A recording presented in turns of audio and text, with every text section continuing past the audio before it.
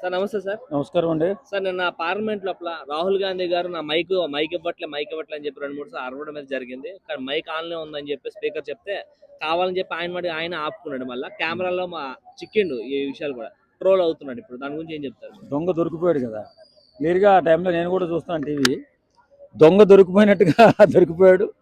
ఏదేమైనా కాంగ్రెస్ పార్టీ చేసినటువంటి ఆ రణఘోల ఇతను చేయించినట్టుగా ఫీల్ అవుతూ, ఈయనే దానికి నాయకత్వం వహించినట్టుగా ఫీల్ అవుతున్నాడు మన రాహుల్ గాంధీ గారు.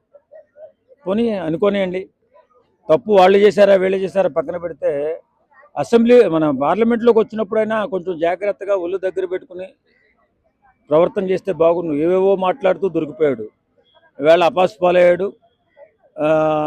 రాహుల్ గాంధీ గారికి వాల్యూ లేకుండా పోయింది. అయితే ఆ మ్యాటర్ అయితే జరిగిన లోపల బయటకు వచ్చిన వెంటనే మీడియా వాళ్ళు అడిగారు, ఏదైతే మీరు AK-47తో కాల్చడం అయితే జరిగిందని చెప్పి మీరు చెప్పారు కదా, ఏమైందని చెప్పి అడిగితే అక్కడ నుంచి మళ్ళీ పారిపోయింది. అక్కడ మళ్ళీ ట్రోల్ అయ్యింది. ఇప్పుడు అక్కడ మాట్లాడడానికి ఏమీ లేదండి. వాళ్ళు నిరసన తెలిపారు. అక్కడ నిరసన కూడా అదుపు తప్పినందువల్ల లాఠీ చార్జీ జరిగింది. తర్వాత పోలీసులు చాలామంది పెద్ద పెద్ద గాయాలయ్యాయి. అలాగే యువకులు కూడా గాయాలయ్యాయి.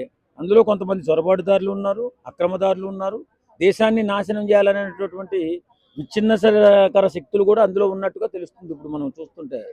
ఏదేమైనా మన దేశాన్ని ఇబ్బంది పెట్టాలని, నాశనం చేయాలని కొన్ని దేశాలు పన్నిన కుట్రలో భాగంగా ఆ దేశాలు ఇస్తున్నటువంటి ప్రోత్సాహం వల్ల ఇలాంటి ఉద్యమాలు జరిగాయి. ఏదేమైనా పిల్లలకు మంచి జరిగితే అంతే, అది మంచిదే. కానీ ఈ రాహుల్ గాంధీ లాంటి వ్యక్తి దేశం మీద ప్రేమ ఉన్నట్టు నటిస్తుంటేనే కొంచెం బాధగా ఉంది. ఆయనకి దేశం మీద, యువత మీద ప్రేమ ఉన్నట్టు ఏం కనిపించలే. ఆయన వచ్చి పార్లమెంట్లో మాట్లాడవలసిన విషయాలు ఏంటి? ఆయన అవి మాట్లాడకుండా మైక్ ఇవ్వలేదన్నాడు. మైక్ ఇవ్వలేదంటే ఆయన మైక్ మాట్లాడుతున్నాడు, చక్కగా వినపడుతుంది, ప్రజలంతా చూస్తున్నారు, దేశం మొత్తం చూస్తుంది, కోట్లాది మంది చూస్తున్నారు. మళ్ళీ అతనే ఆఫ్ చేసి మైక్ లేదని చెప్పాడు. అయితే లాస్ట్ 5 months బ్యాక్ కూడాను కవరేజ్ ఎవరు చేయలేదు మన సౌత్ లో, తెలుగు స్టేట్ లో కూడా. ప్రధానమంత్రి గారి పైన అటాక్ చేయడం కోసం అని చెప్పి పార్లమెంట్ లో చూశారు. ఆ స్పీకర్ గారే మన వీడియో కూడా పెట్టారు 5 నెలల కిందట. అంటే కాంగ్రెస్ పార్టీ వాళ్ళు ప్రైమ్ మినిస్టర్ పైన అటాక్ చేయడం చూసారంట. ఏం లేదండి, ఇప్పుడు వాళ్ళకి ఫ్యూచర్ కనిపించట్లా. రాహుల్ గాంధీ గారికి ఫ్యూచర్ కనిపించట్లేదు. ఎక్కడా కూడా దేశంలో ప్రాతినిధ్యం వహించేటటువంటి అవకాశం కనిపించట్లేదు.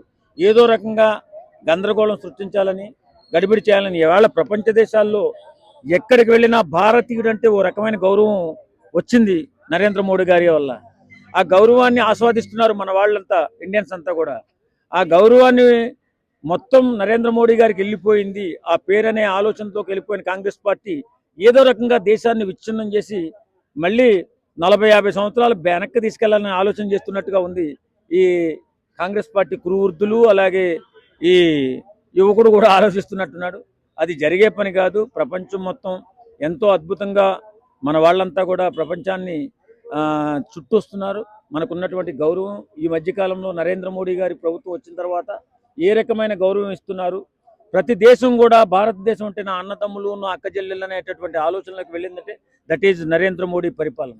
అంతే తప్ప ఈ రాహుల్ గాంధీ ఇంకొకడు చేసిన ప్రయత్నాలు కాదు, పనులు కాదు.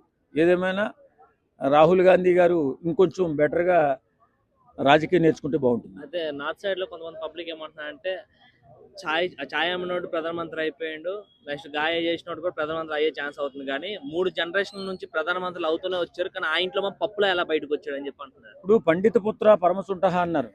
పండితుడికి మళ్ళీ పండితుడే పుట్టాలని ఏం లేదు కదా. వాళ్ళు ప్రధానమంత్రులు అయినంత మాత్రం ఈయన కూడా ప్రధానమంత్రి అయిపోతాడండి. అది జరిగే పని కాదు. మారుతూ ఉంటుంది. కాలం ఎప్పుడూ ఒకేలా ఉండదు. కాలం మారుతూ ఉంటుంది, జనరేషన్ మారుతూ ఉంటుంది. కొన్ని వర్గాలు, మిన్న వర్గాలు బయటకు వస్తూ ఉంటాయి, రాజ్యాధికారం చేపడుతూ ఉంటాయి. ఖచ్చితంగా తరతరాలుగా అనుభవిస్తున్నటువంటి రాజ్యాధికారాలు కూలిపోతూ ఉంటాయి. అంతే తప్ప నాదే రాజ్యాధికారం, మా తాతలు వేయలేరు, మా తండ్రులు వేయలేరు, నాకు కూడా ఇవ్వండి అంటే అది జరిగే పని కాదు. మన పుట్టుకొని మన కష్టాన్ని బట్టే మనకి ఫలితం ఉంటుంది తప్ప ఊరికే దేవుడు కూడా మనకి ఫలితాన్ని ఇవ్వడు.